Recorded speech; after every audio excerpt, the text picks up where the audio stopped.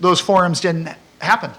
And so when I sent in my email about all the things that I did to qualify, I had to say, you know, like, look, we didn't participate. Here's the events that I was with Dan at a couple endorsement meetings. We were at a chamber events and whatnot. But so they gave us they said that it was okay.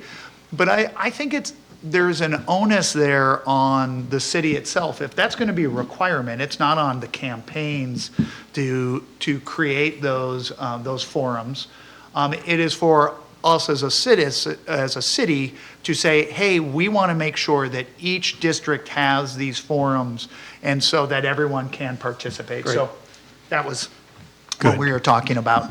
All right, thank you, and welcome, council member. Thank you. And that was a neutral question. Good. Yes. Yeah. So that filling time. You know, filling time. We don't, you know, yeah. So may I apologize for being late? Sometimes it's when you take one phone call, it gets you 10, 15 minutes late, and when the deputy mayor in charge of public safety calls you to talk about a project you're working together on, you take the call. So my apologies for being a couple minutes late. That's all right. Pete was very gracious in explaining that you're very busy. So starting from the top, this is, these two gentlemen are running for city council position in District 6. Just so you know, that covers not just Green Lake, but Fremont, Ballard, parts of Magnolia. Before we get into the questions, I want to give a big thank you to Cove Hearthstone resident Laura Saunders. She went the extra mile several times to get these two gentlemen here. Unfortunately, she is caught up in the latest, you know, keep us safe COVID quarantine, so she can't be here. We're going to be here for just an hour. I'm going to ask the candidates to keep their answers relatively short because we've got a lot that we want to cover. And for those of you, when you leave and people ask, well, gee, I'm sorry I couldn't go, it will be replayed tonight at 7 o'clock on Channel 370 and every night for the next week at that time. Okay? Let me introduce our guests. First, incumbent city council member, Dan Strauss. Dan's a long-time background as an urban planner and has served inside government as a legislative aide to members of the Seattle City Council.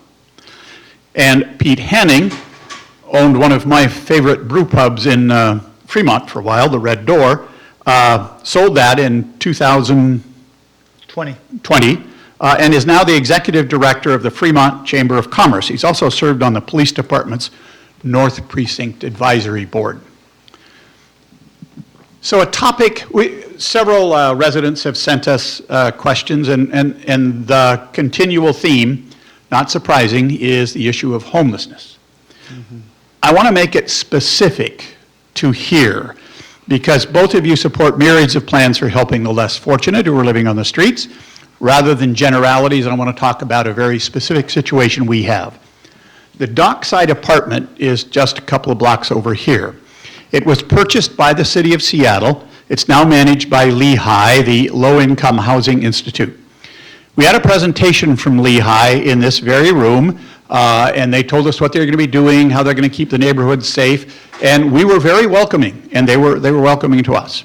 Unfortunately, during the past month or two, there have been several incidents in the neighborhood related to residents at the Dockside. Lehigh management has agreed to meet with some of the residents from here in the next couple of weeks to discuss the problem. Here's the question I have for each of you. What more can the city do to specifically integrate low-income housing into already established neighborhoods such as Green Lake? Councilman Strauss? The specific question again, what can we do more to integrate? So there's all the focus on finding housing. Yeah. Okay? Once people move into the housing, a lot of those people are troubled. And they can cause problems in the neighborhood into which they move. The question is, what more can be done to help that transition so it doesn't have a negative impact on the neighborhood? Yes, and so first, and how much time do we have? Just 30 seconds, a minute? Yeah, whatever you'd like, a minute. Okay, let's go for 2 minutes here. 2 minutes sounds good. So whether it is this issue or any other issue that you're experiencing in the district, you can call on my district director. I have a position in my office that is directly set up to help you. She's my dispatcher, she's my problem solver. And if you are having issues, whether it's Lehigh or any other organization in the city, that's my district director, Amy Embisk's job, is to help you. And oftentimes what we find is that with organizations who do anything, whether it's homelessness or transportation or any of this stuff, that the top of the organization doesn't really always know what's going on the ground level. And that's one reason that I have a district office at the Ballard Library, so that I don't have to, so that I get out of City Hall and I see what's actually going on the streets. And I see how frontline staff are operating, what their challenges are, and how we can make improvements. Because if you're having issues with some of the residents next door, that's something that I need to know about so that I can help you, because the dockside apartments represent a change in city policy where it used to be that we only built affordable housing, and we can't build our way out of affordable housing because we'll generate the money and then it'll take 2 years before we see any realization. So I helped shepherd this change where it's called rapid acquisition, where Lehigh was able to get this. So the city didn't buy it. Lehigh bought it with city funds. Okay. Small nuance doesn't really matter at the end of the day, right? But Lehigh was able to make the offer in July and fill the apartment building by September.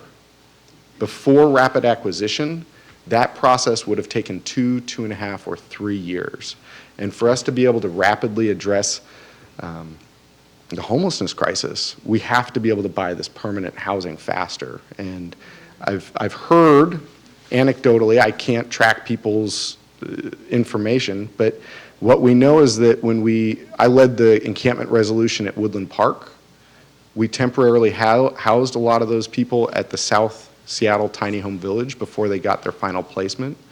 And many of the people that have filled the dockside came out of Lehigh's tiny homes. And so I can't tell you today directly that somebody came from Woodland Park into a tiny home and back here to permanent housing, but that is the ecosystem in which we operate. Thank you. I'm here to help you. All right. So the specific question is, what can the city do to help the transition into the neighborhoods? Yeah. Well, I do think it's important that we really invest in every community so that we bring folks who are struggling with housing, so that it's not just in one central location or just one community is taking that all. The dockside is, I see it as well. I'm a runner. I'm frequently in this area. The people that I see that sometimes are congregating outside of dockside, I'm not always sure are residents, but we do know that even those people who are struggling are looking for community. And really where I see where the city can do more help is in making sure that when buildings like Dockside come into our community, that they really get connected to a new community.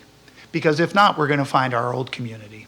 And it is in some ways some of those folks who aren't housed in Dockside that are congregating outside because those are their community, and sometimes they're creating activities that is not wanted, warranted, nor legal in our community. So I think it's really acknowledging we're really struggling right now in re-knitting our communities back together. One of the things I think that Lehigh, although might not do struggles with, I really appreciate that when people move into their housing, whether it's tiny homes or places like Dockside, that they sign a code of conduct, right? And that Lehigh recognizes that investing in those ways to re-engage in healthy community is really going to help us forward. Okay, thank you. Yeah. So one of the situations involved in all of that is enforcement. There's a problem going on, and we can call the police department, and the police department's overloaded, so they may not come unless it's some really critical thing.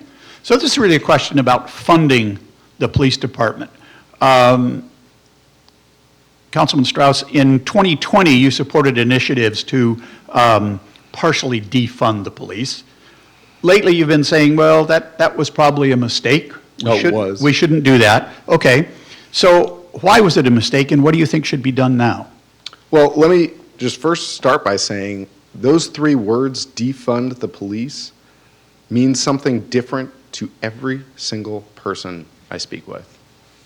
And I think we need to sit with that because it doesn't mean the same thing to every single person. If you ask somebody that it was advocating for 100% cuts, they would say to me that I didn't defund the police at all in 2020. If you talk to somebody who wants to see no accountability for the police at all and for them just to do whatever they want, they would say that I completely defunded the police. I had other council members that wanted complete defund. I had council members that wanted 50% defund.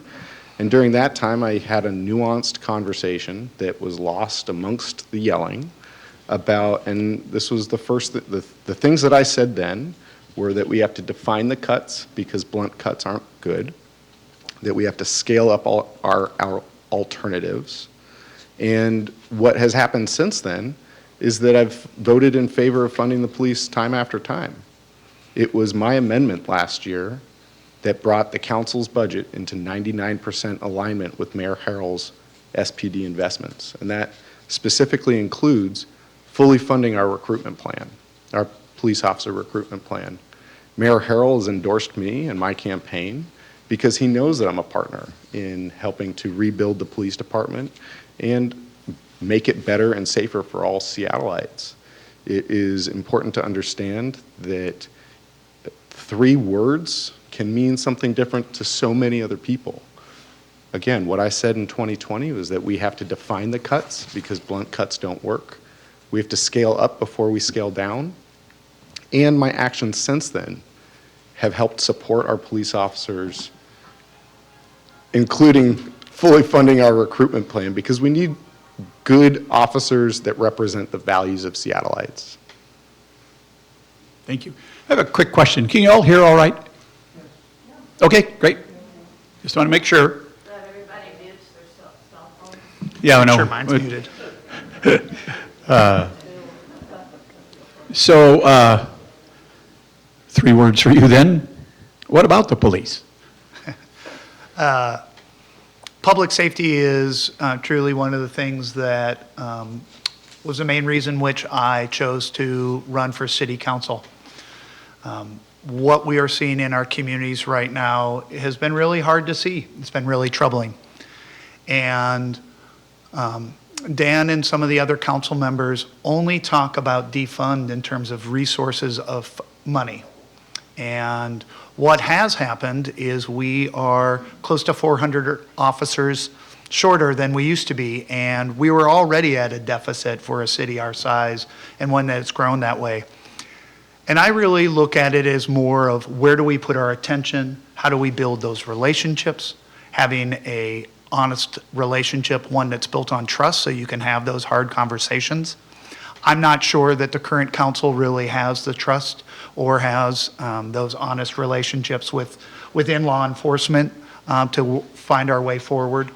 The defunding of the police department did happen haphazardly. And in some of the ways in which it really affected our ability to have safe communities. You guys removed the IT department from the personal police department having their own IT department. And the problem with that is the programs and the systems in which policing uses are very unique and different than typical IT departments. Also, the police department, unlike other departments in our city of Seattle, work on a 365, 24-hour cycle.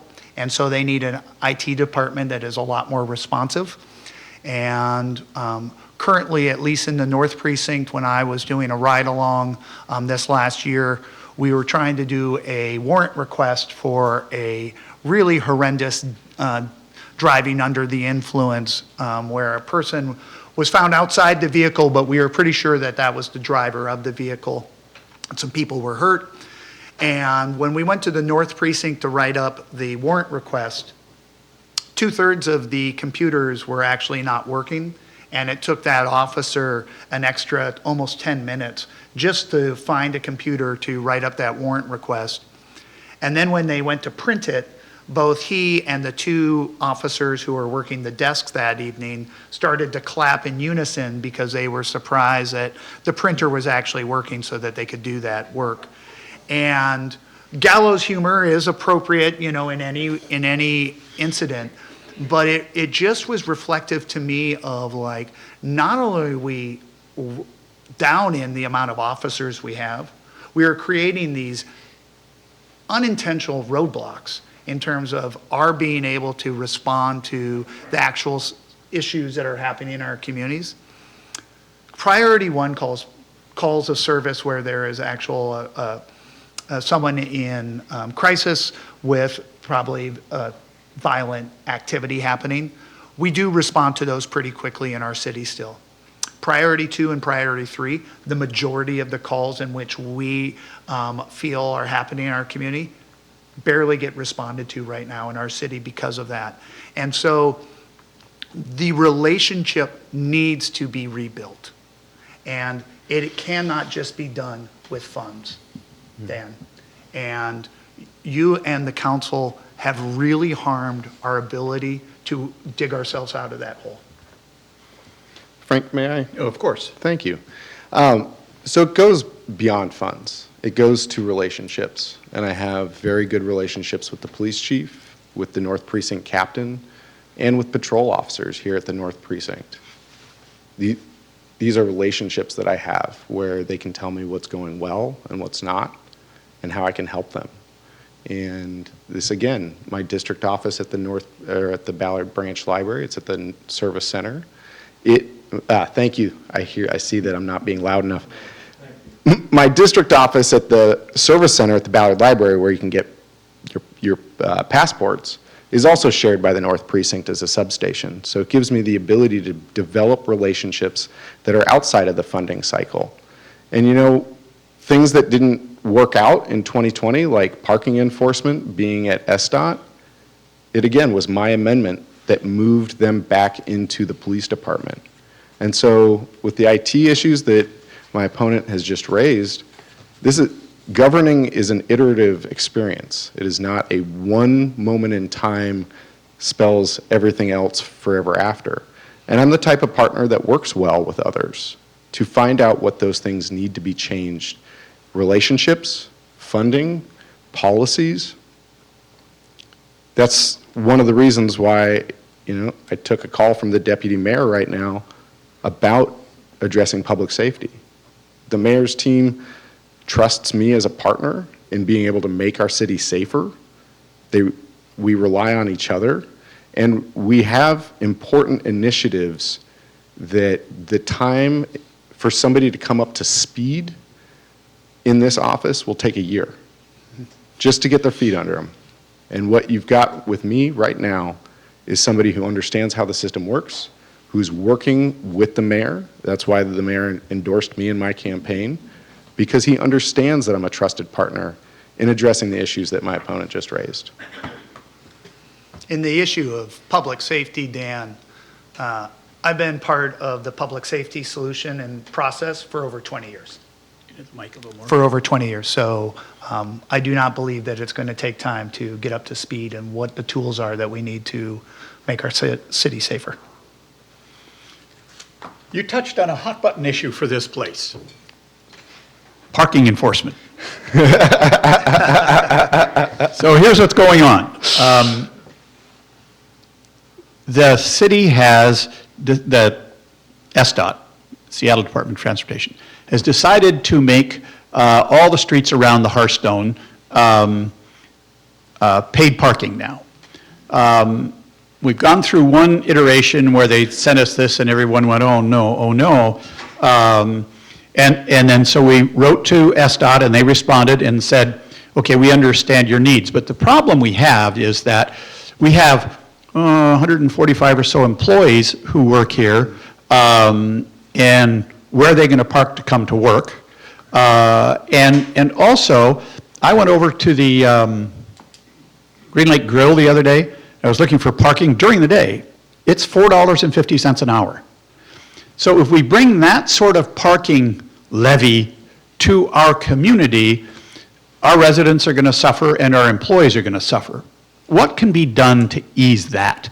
Recognizing that this, while there are businesses in the area and a park, this is also a residential community. So how does that problem get solved? Well, I first want to acknowledge the 145 employees that are part of your guys' community. And you're right, that is an undue burden for them to either pay for more parking or to have to walk a long walk shed just to get here. And we do have to recognize that neighborhoods like Green Lake, we want to make sure that the employees can be parking in those communities. Green Lake is a really popular place. How many residents are in this building? About 250, but remember, it's not just this building. There are two other buildings just down the street, Cove East and Cove West. So it's a, if you will, three-building campus. Uh-huh. And total, Well, 250 here, I'm going to say south of 300, but okay.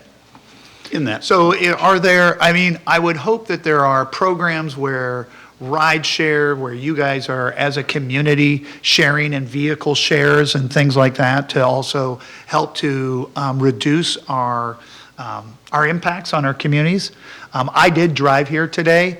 I do bike to most of my events, but just in terms of the way the calendar was working today, we're seeing parking is one of those areas where we're really seeing that friction in most of our communities. I see it in Fremont as new developments come in, zero parking requirements, what that means into the tension into the community. I don't have a great answer, except for we do need to make sure that we don't vilify those who have to drive into our communities to work, to live, to shop. Cars are not some evil thing, and I feel like there are some that want to make driving something that has ruined the world.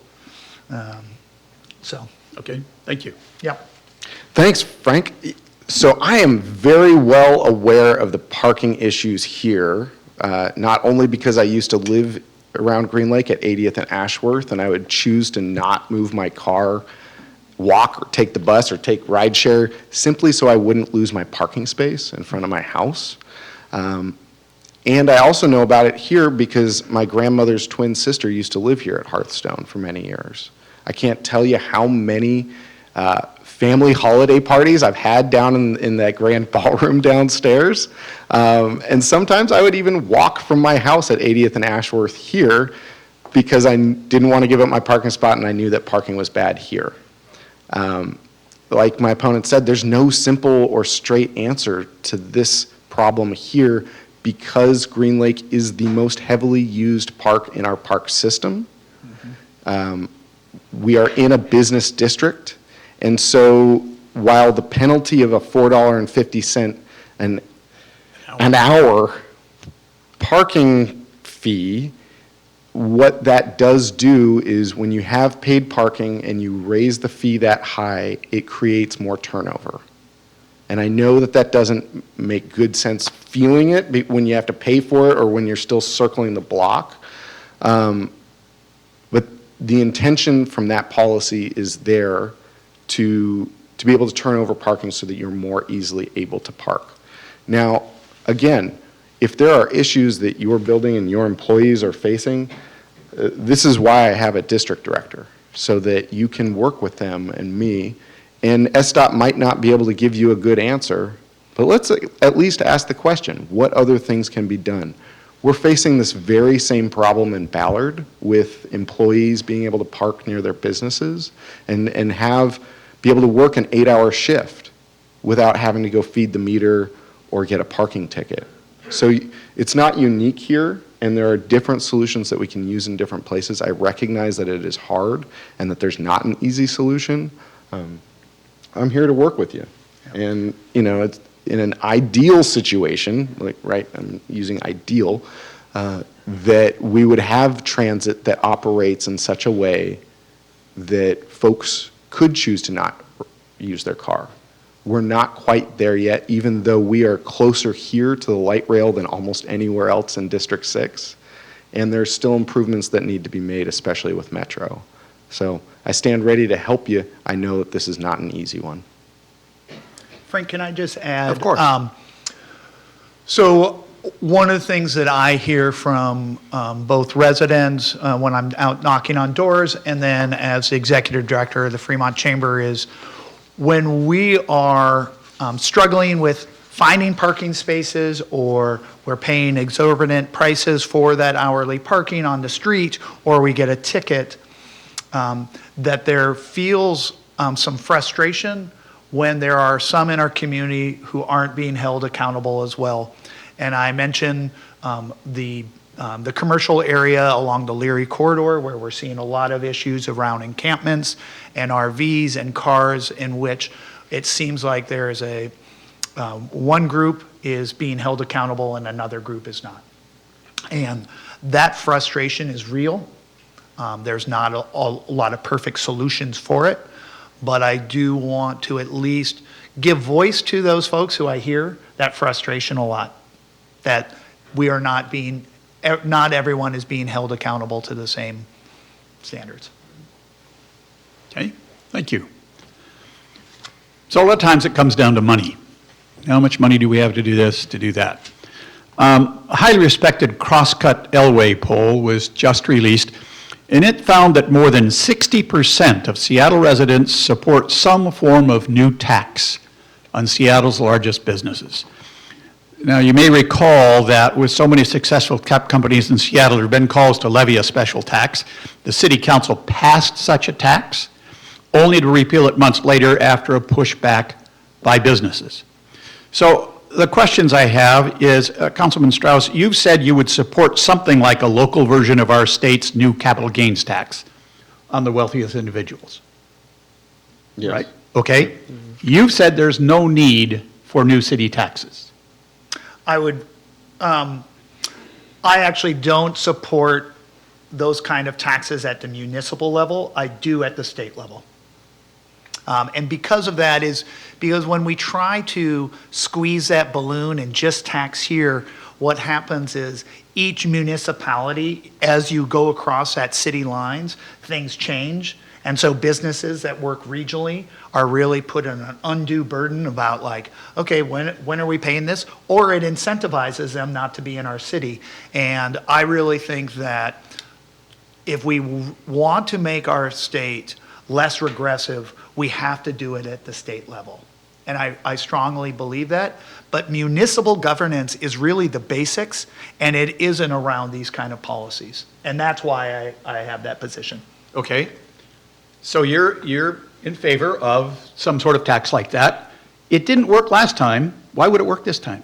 Well, Frank, let's clear up some facts first. They did pass it. The head tax, which was a conversation in the city council before I was elected. So this is when I was not elected on city council. The head tax passed and then it was repealed. When I came onto council, we did pass the jumpstart tax, which does tax large employers on salaries over $150,000. So if you are one of the largest companies and you're paying a worker $150,000 or more, that is what is taxed. That was not repealed. It actually has saved the city's budget during this recession, and it is what pays for some of the things like our rapid acquisition program. Now, I know we still have to work out some of the residential issues of your neighbors, but the fact of the matter is that we need more money for housing, and that was a product of Jumpstart. When the Seattle Times asked their yes/no questions about which taxes you support, it was before the Revenue Stabilization Task Force had finished their work, and they have a number of different recommendations. The reason I said capital gains at that time was because it had the clearest pathway forward after the recent Washington State Supreme Court decisions. And so there's a a function of what is going to work and what is not. The current situation at hand is that the city budget is in a hole of about $200 million in 2 years from now. And there are a couple things that need to happen. Number one, we need to look at our own books to see which programs are duplicative, which ones aren't working efficiently, and where the cost savings without sacrificing services can occur. Look, I got my dog from the animal shelter. She's a wonderful dog, and the fact of the matter is that the city and the county both operate animal shelters here. There's a fair amount of overhead that could be combined if we merge those programs. That's just one example, and honestly, merging the animal shelter is not going to close a $200 million budget hole. What we know is that about 86% of the budget hole is regarding staffing, being able to pay our staff. That includes the police department. And, you know, I'm hopeful that we are going to get a contract finished very soon with the police department. I'm joining the labor relations policy committees to make sure that we can get that across the finish line, because I know that the police contract is one of the elements that is needed to be able to recruit officers in our city. And so when my opponent talks about liking taxes at a different level, that's totally fine, I do too. But the problem at hand right now, and the reason that this is a city and a municipal discussion, is because there is a hole in the municipal government. The way I approach addressing this hole is look at what kind of cost savings we can make without cutting staff or services, and then from there, having a better understanding of what the real problem is before generating new taxes, and if taxes need to be raised, that we don't put it on the backs of everyday people. And this is how I approach this problem, because we do have about 2 years before this revenue hole really becomes real. In that time, are there more real estate transactions, bringing back up the real estate excise tax? Is there more sales tax being generated? How much of this of this hole can we get out of before we make these final decisions? What I can tell you is that on that revenue stabilization task force, there's conversations about changing Jumpstart. There's conversations about the real estate excise tax. There's conversations about the vacancy tax. There's conversations about this capital gains tax. There's many different ways we can go about this, and it's clear to me that we have to both find our cost savings and from there understand what taxes need to be raised. Thank you. If you're elected to the council, what are you going to do about this looming debt? Well, I agree with Dan that we need to first and foremost look at the budget and where our expenditures are happening, how efficient are we, what kind of oversight do we have, what is the return that we're getting from it. Obviously, I come from a business background of running my own business, and I'm not surprised that Dan and the rest of the council don't want to really take a look at staffing levels, but I do think we have to be honest with ourselves about what departments, what are those staffing levels? Because if 83% of our budget is in that, and don't get me wrong, the city employees are our greatest resources as well. You know, they are the people that are bringing all this great work to our city. And so it is not done cavalier or with kind of malice. But I do think that we have to be really serious about ourselves, about like, what are the services that we can do, and how many people can we employ? And that would be one of the areas in which I'd look. Okay, thank you. Yeah. Let's talk about trees. Notice the nods? Yes. So just south of the Cove West building are 2 lots that are being developed, and in there is just a beautiful giant coastal redwood. Thanks to some efforts by folks who live in the coves, that tree is being saved. There's a fence around it now and that sort of thing. The city council recently approved a complete renovation of the way trees are managed in the city, right? And your committee headed that. Positive folks say, well, it's going to save a whole lot of trees. Negative folks, I'm not going to say negative, people who don't necessarily agree, say it's too cumbersome. There are 4 different tiers for trees. It's going to be very hard to figure out. And it opens the door for developers to go into a lot and basically clear cut it by buying other trees to put other different places and whatnot. So that's kind of where the argument has gone. I don't know the validity of the 2 different sides, but it's something that we as a community are very interested in. So it was your committee that did that, so enlighten us. Yes, absolutely. I want to really set the foundation of this conversation, that any tree that could be cut down today, any lot that could be clear cut from all trees, this could have happened before the tree ordinance was passed. So we now, on our books, have stronger protections, regulations, and replanting strategies than we've ever had before. I've worked on passing this tree protection ordinance for 5 years. Some in the community have worked on it for 10 years, others for 20. What has always happened is that the protections could not get passed because people in 2 extreme camps could not make compromises. And to be honest, people in those camps today are still really upset on both sides. And what I was able to do was negotiate a way for us to protect more trees in our city than ever before by bringing people together to find common ground. And so when we talk about the regulations, again, any tree that Luma could have been cut down, the Luma situation in particular was in Wedgwood. What is the lumen? Yeah. So a tree in Wedgwood was going to get cut down to build some houses.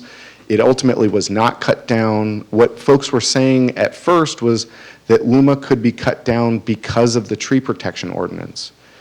But when they were saying that, the tree protection ordinance hadn't even gone into effect yet. And so I just want to share with you that land use policy is absolutely very complex. It is something that I have done a very deep dive in as the land use chair.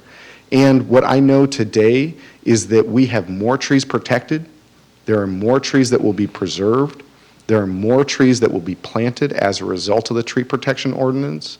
And what I said when we passed it was, when you pass a bill that has been 20 years in the waiting, not everything's going to be right. And I think for a lot of people, they were waiting for the one perfect solution to every single problem. And I know that when you wait for when you put the perfect before the good, you get nothing done. So what I said when we passed the tree protection ordinance and what I'm already working on today is, what's the next round of changes? What do we need to analyze to understand? Are the in lieu fees too high or too low? Are there more site plans that need to be reviewed before the protection ordinance goes into effect? Do we need to have all arborists and people who touch trees in one department rather than scattered amongst all departments? And so the process to do this, the way that we got to the tree protection ordinance this year, was I helped write and pass a resolution 4 years ago that outlined the steps, the pathway, and the content of the tree protection ordinance that we passed this year. I'm already working on the next resolution to keep that work going. Okay, thank you. Well, this is where you're going to see what the stranger said, that Dan and I agree on a lot of issues, and I want to thank you, Dan, for the hard work. And I share with him, this compromise was really hard, and of the issues that I have been advocated to go against you, Dan, trees has been the issue. And I have found it interesting and enlightening in terms of where we're at in our society and politically. I think that for us, all of us personally, trees are an emblem of our healthy living world. And so to protect trees feels like we're doing something to help our environment. And that is important. And I in no way feel like you do not feel that way. And so the emotions are high. And yet when I start looking at it at the local level and what Dan and his committee work did, I come to feel like we're doing ourselves a disservice. There's this circular firing squad in which these two sides that really feel important. Because at the other side of protecting trees is we're in a housing crisis. And we're in an environmental crisis where we are going to have environmental refugees moving into our community because the Northwest is going to be a healthier and better place to live than other places on our planet. And that's tricky, but I do think that we are moving forward to recognizing that we can, A, protect the trees that we currently have that conversation about how do we move forward and how do we make sure that, District 6 got a lot of tree canopy. We could have more. But we have communities in Seattle that really need our help and our attention. We need to be putting trees in some of these heat deserts so those people living in those communities can have a much healthier life. So I actually commend Dan in the work that he did on this. May I take it a step further? Sure. So, you'll read in the stranger's endorsement of me that my opponent and I get along pretty favorably. I think we both shook hands and held hands during the endorsement interview. There's a lot of mutual respect here. Yeah. And one of the things that I have heard about trees that is used to say that the tree protection ordinance was not good was that it allows trees to be cut down if they are replaced.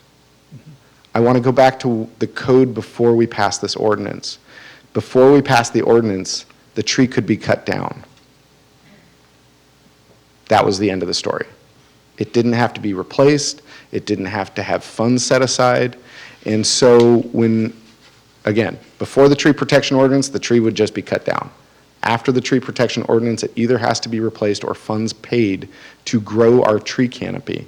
And those funds are going to be directed at areas that have low tree canopy that have been historically marginalized or are overlooked. Because up here in District 6, we've got a pretty good tree canopy. It could be better. And what I know about, and one of the things that really stands out to me about the conversation about cutting down a tree to be replaced is somebody will say you can't replace what that tree provides today, right? And what I know about trees, so there's a gentleman up in Sunset Hill that he calls it his personal arboretum. There's a video on my website interviewing him. He planted all of the trees in his yard. He first cut down all the trees, actually, because he had some pine trees. He cut down the trees and replaced them with other trees. You can go watch. Sorry, I wasn't ready for this part. All right, that's but all that to say is one of the trees in his yard is one of the last 6,000 that is part of this one of our grandest trees in our city, and he planted it from a seed. What I know, if anyone's been to Discovery Park in the north parking lot, currently when you park in the north parking lot, there is a barrier of a very large canopy of trees between the parking lot and that field. Now, when I was growing up, the parking lot went right into the field, and I think those trees are only 15 years old, and they create a really big canopy. And so it is important that even though some trees are going to be cut down, to understand that in this bill, we have a way to grow our tree canopy broader than what we have today. Good to hear. And I want to salute the two of you for demonstrating political distances that can be done politely. So the questions some of the questions I've been asking were questions residents sent. I'd like to know now if there are any people in the audience who have a question for either one of these gentlemen. If not, I have more questions. Did you say you do? Okay, hang on just a second. Gene, we'll bring you a microphone. Pink in the front. Pink? So, Therese is pink in the front. As it relates to trees, will that help the look of all the really, really ugly apartment buildings and houses that are built and have been, the landscape has been leveled to put those in with no sign. They're all just black and flat roofed and no parking and all of that. So will your tree ordinance help that? Yes, yes, it Sure. will. So we now require the street trees to be planted. That was not the case before. With the incentives to retain trees, because if they don't retain the trees, then they have to replant them or pay the city money. So there's also an incentive to keep the trees that exist there. And through some amendments that I passed, I provided builders greater flexibility with the amenities that they are legally required to provide, so they can reduce the amenities if they save a tree. And this is the wildest example. So those examples are like walkways, picnic benches, common areas, these types of things. The wildest aspect of the code that I changed was that trees were not counted towards the greenscape, to the landscaping requirements put by the city. So previous to the tree protection ordinance, a builder could be legally required to put in a certain amount of greenscape and landscaping, and if they didn't, they couldn't build the project. And so what they would do is they would cut down an existing tree to put in their legally required landscaping. I changed that. So you can now count that tree towards your landscaping. I mean, it mind-boggled me that we were requiring people to cut down trees just to plant bushes. I'll just go ahead. say that, to your question, there is not much we can do about how the buildings look, for the most part. And change is hard, and some of those buildings aren't great looking. But over time, we get used to them again, right? And it's change, I think, sometimes, that visual change in our midst. There's certain buildings that I pine for and I miss that in reality were pretty ugly.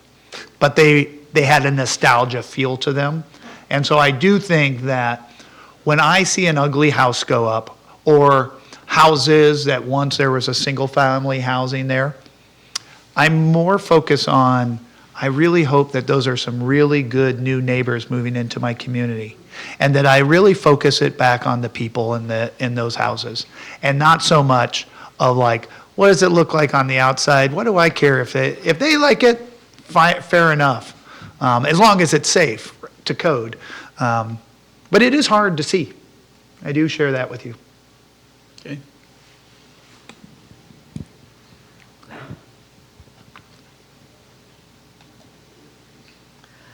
The state this summer passed the gross misdemeanor law act. I'm not sure, I'm not into the specifics, I'm not legal, but a lot of our surrounding counties and cities were able to say, okay, let's go with that.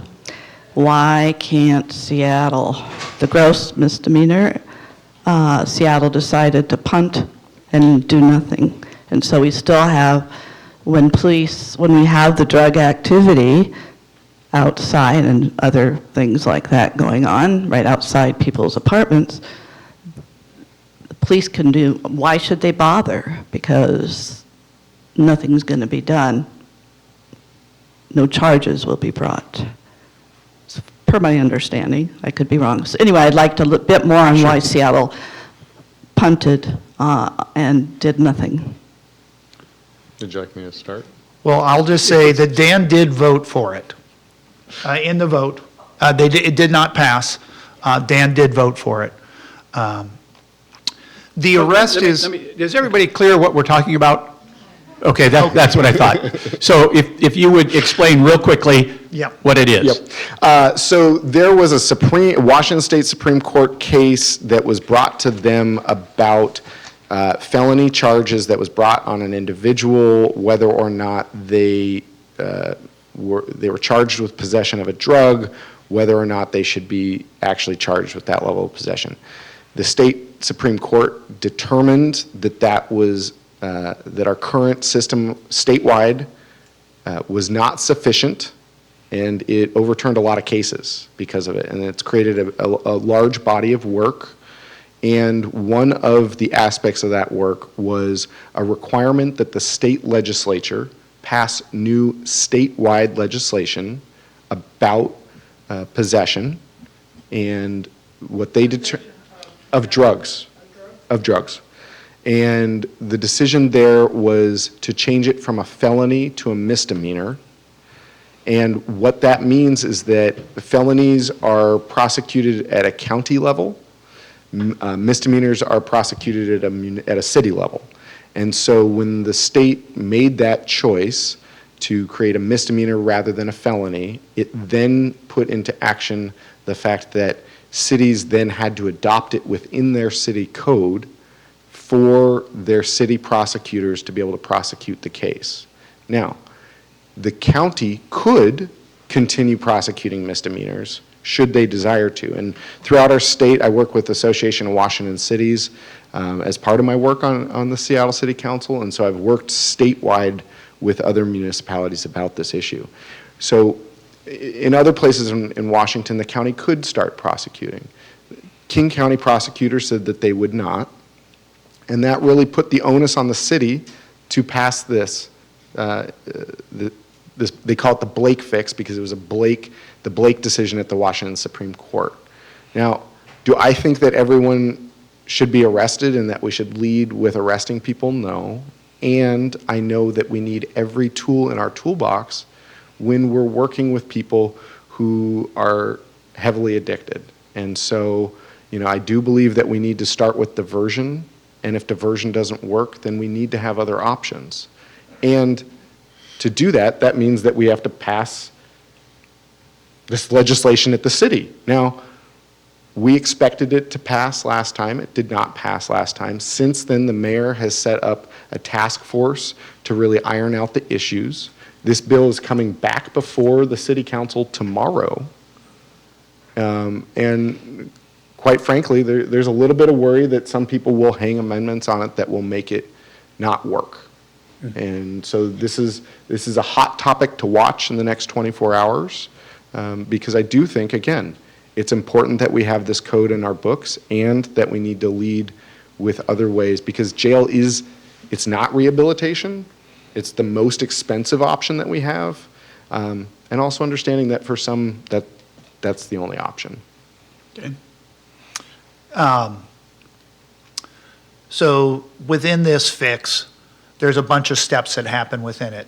So that you're right, that the police currently are pretty frustrated because they feel as even if they were to do an arrest, that nothing's going to happen, that person, they're going to spend the time and that person's going to be back out on the street within a couple hours, if not within that day. So then there's the city attorney or the King County prosecutor who can shake up those things. So it's a tool to give the city attorney to really be able to better go after that, to provide, hey, diversionary practice, whether it's community court, or you're going to have to spend some time in jail.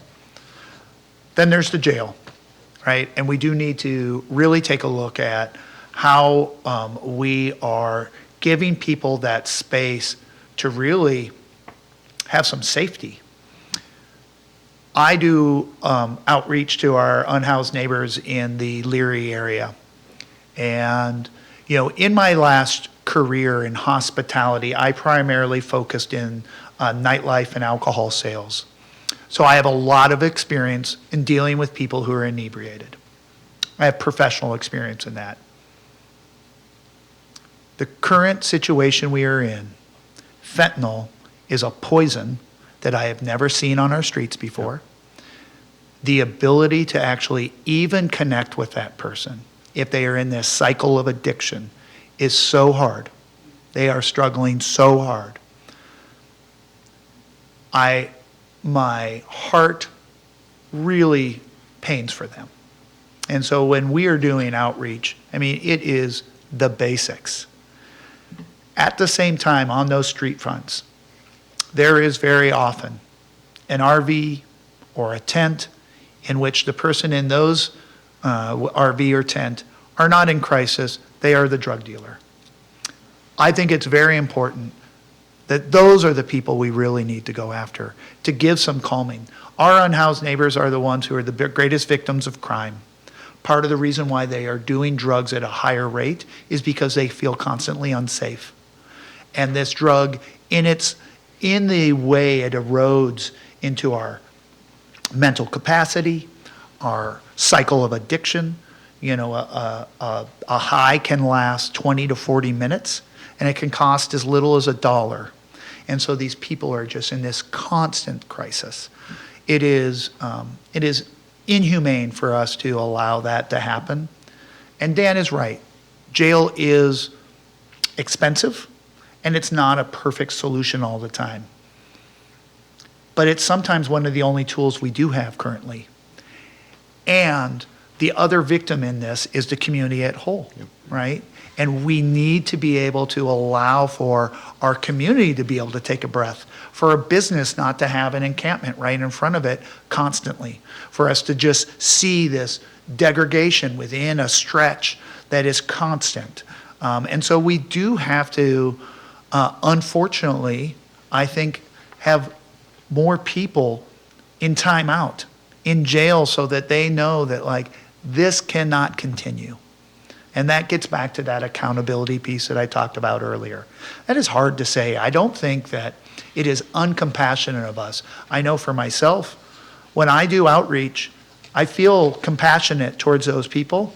At the same time, I let them know, I am advocating for you not to be in this tent right here. This business should not have to be affected by you being right here, so that they hear both. Thank you. Yeah. Another question? So somebody just signaled me time. Remember, I see it is, in fact, noon, lunchtime for some folks, but we're going to give it, because we started late, we're going to give it just a couple of more minutes. This gentleman over here. Who raised your hand for a question? Go ahead, Tom. Thank you. We live across Woodlawn from the dockside, and my observations are as a spectator on a regular basis. We don't need late night television. All we need to do is peek out the window and watch, because at approximately 8 o'clock each night, 2 cars position themselves on Woodlawn, and they're distinctive in their markings, so they are the same cars that come each night. And they're not the people out of dockside. They're people coming in who are selling and people who are buying. We've tried calling the police, and the police have politely said, we're short 600 officers and the funds to pay for them. We can't respond. However, a week ago, walking back from dinner at 7 at night, it was still broad daylight, we came across at the intersection of 4th and Woodlawn, 4 police cars, 7 police officers, 1 with a long gun, the rest with their pistols drawn, and it involved one of our favorite business persons, and the question was, why did they get this kind of a response when we've not been able to get any? And the answer was, they had a report that there was a gun involved. And I'm not suggesting that we use that as a reason to call the police when there is no gun involved, but in fact they can respond when they have to. And this is paralleling the things going on in Aurora, where there have been a series of shootings that resulted in death.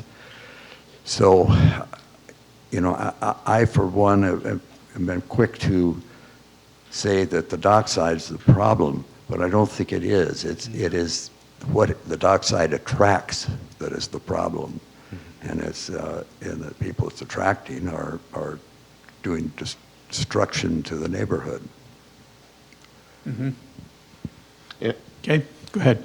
I mean, this clearly describes why, when the police are needed, they're there to show up, and it also describes the fact that predators go after people who are vulnerable. Mm-hmm. What we are seeing down in Leary, and there's I could talk to you for about an hour about what has been going on, what is going on, and what will be going on down there. Because what we're seeing again there is that people who are living on the streets are being predated against by people who are predators in nature. They are keeping folks in their position so that they can exploit them. And it sounds like something similar is happening here, and there are other ways that we can address it that don't necessarily require a law enforcement involvement, and when it is needed to make sure that they are there. I've got a lot more to say about this, but again, I'd say it sounds like we need to work a little bit more closely together to get you the results that you need in this neighborhood. Do you want to comment? Well, I mean, you're just bringing up a case in point of what I see on a daily basis, and we do need to, the police should be not saying we don't have the officers, they should be arresting those drug dealers. And then the city attorney's office should be putting them in jail, and we should be taking them off the streets, and when they get back out, we should arrest them again if they continue the behavior. Fentanyl is killing more people than COVID. Yep. And if we were as serious about and thank you all for wearing masks today, but if we were taking it as serious as we did COVID, we would have different results. Those drug dealers are showing up, as Dan was saying, because they are preying upon the people in Dockside we are trying to get those people back into community. I know this takes work and this is hard. What I don't want is for you guys to say, oh, things have changed and it's gotten harder, so we're going to stop trying. The people at Dockside need more of your help, not less. They need more interactions and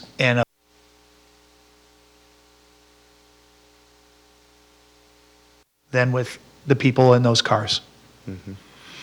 Okay. Frank? Yes. Is it Quickly. Yes. Is it possible to talk briefly about Green Lake Community Center? Well, I of love that. course it is. I think these people would be interested. You see my question? No, I did. Is that what's up next? Yeah, but let's Oh, be brief because we're running out of time. Yeah. Yep. I will just be brief in saying that last year I was able to successfully get $77 million into the Metropolitan Parks District budget to fund the replacement of the Green Lake Community Center. The Parks Department has time and time again tried to say that we need to just renovate it or rebuild it. It's already been renovated. It's nearly 100 years old. It's the heaviest used park in the city. And those renovations are actually already failing. And so we are now embarking on the next round of design and community outreach. And so you'll have that information soon. For the folks that have been following this process since before the last Metropolitan Parks District round of funding, you know that our friends at the Parks Department can get squirrely sometimes when it comes to this project, because it is so expensive because of the sediment that it's built upon, because the pool, all of its hardware is cast in concrete, and the roof is historic beyond everything else. And so, my commitment to you is that if reelected, I'm going to continue to make sure and bird dog that project is done and done on time. I think the Green Lake Community Center is an asset that we for sure should be investing in and making sure that it is something for all of our community. It is very important. Community centers are our way forward to making Seattle a city we all want to live in. It's really parallel to the process that happened a few years ago before Dan was on the city council with the North Precinct. On both projects, what happened is we did not put realistic expectations of what we can do in the budget. And so they designed a Taj Mahal of community centers that just was not going to be feasible to build, to fund. Same thing with the city, with the police precinct in the north end on Aurora. And so what I ask is, if I am council member, or if Dan, if you get reelected, is we have to work from first a realistic budget. Yep. And just do what we can to have a very vibrant, healthy community center. But it's not going to be the Taj Mahal. We have to recognize that. We have other resources and places we have to put those resources. Okay. You each have 1 minute, all right? why should you be reelected? Why should you replace the councilman? You're first. Thank you. Look, I partner with the mayor and the mayor's team to bring a lot of success to our city. We've seen a lot of that success happen in these last 2 years since the mayor's been in office. Things are better today, but for me, better's not good enough. I want to raise my kids in a neighborhood that is safer than the one that I grew up in. Growing up here in District 6, I see the horizon. It has a brighter future than what we have today as long as we don't let up. I've dedicated my life to public service, I've navigated hard times, and I've delivered for our district and city by bringing people together to find common ground. I'm Councilmember Dan Strauss. I ask for your support to keep the momentum and continue working for you. Because again, as I said earlier, it's not about public safety in anything in particular, and I trust my opponent's ability to do the job. It is the ability to learn how to do the job of a council member and get the momentum running to be able to solve problems on an everyday basis. And for anyone across the city, it takes a year to come up to speed on how to do the job of a council member. I'm doing the job now. We have good momentum. I want to continue working for you to deliver results to you. And again, that's why Mayor Harrell and Attorney General Bob Ferguson and unions have endorsed my campaign. Thank you. In all fairness, you now get a minute and a half. Thank you. You know, my decision to run for city council is because I do find the most amount of satisfaction when I am in service to my community. I spent 35 years in hospitality. It was a really powerful career. My father was a minister here in the community and gave service, and I spent many a time going with him as he did outreach to his community. I have seen the city council in the last election cycle, the last 4 years, 6 years, be more divisive and performative than collaborative and just pragmatic. And I feel that that is the most important thing for a city council, is to be collaborative, to be pragmatic in terms of how we approach our budget, how we talk to our community, to be honest with each other. This is not a personal attack on Dan, but it is just really what I have seen, how the council has acted in the last election cycle. So I would please ask for your support. My name is Pete Hanning, and I am running for city council here in District 6. Thank you. Well, thank you. Let's give a round of applause to these two gentlemen. Thank you for coming and joining us, and thank you all for taking part. Let's remember this important thing. Democracy is not a noun. It's a verb. It's a verb. Vote. Thank you. Thank you. Thank you. That's great. Good. Thank you. Yeah. Dan, good seeing you. Good to see you, Pete. You guys must run.